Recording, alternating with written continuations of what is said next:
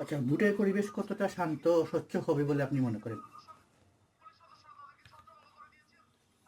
ভোটের পরিবেশ কতটা শান্ত ও স্বচ্ছ তা কোনো একক উত্তরের চেয়ে বরং নির্দিষ্ট দেশ, সময় এবং স্থানীয় পরিস্থিতির ওপর নির্ভর করে।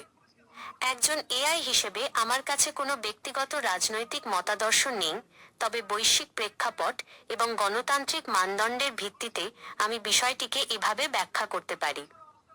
ভোটে স্বচ্ছতা ও শান্ত পরিবেশের প্রধান মানদণ্ড।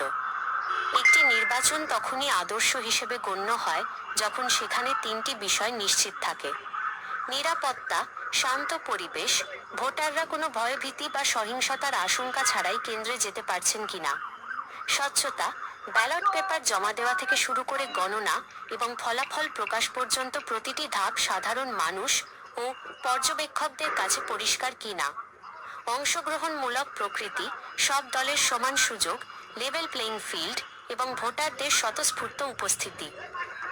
কেন পরিবেশ সবসময় শান্ত বা স্বচ্ছ থাকে না? বাস্তবতা হলো, অনেক দেশেই এই আদর্শ পরিস্থিতি বজায় রাখা চ্যালেঞ্জিং হয়ে দাঁড়ায়। এর কিছু সাধারণ কারণ হলো: ১.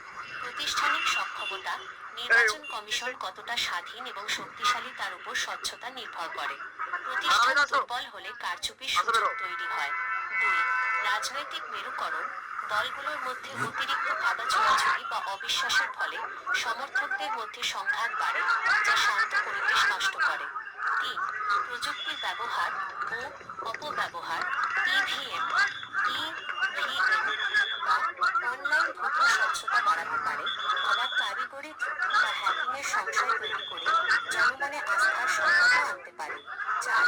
পর্যবেক্ষণ ব্যবস্থা, দেশে বিদেশি পর্যবেক্ষক এবং গণমাধ্যমের অবাধ চলাচলের অভাব থাকলে স্বচ্ছতা নিয়ে প্রশ্ন ওঠা স্বাভাবিক।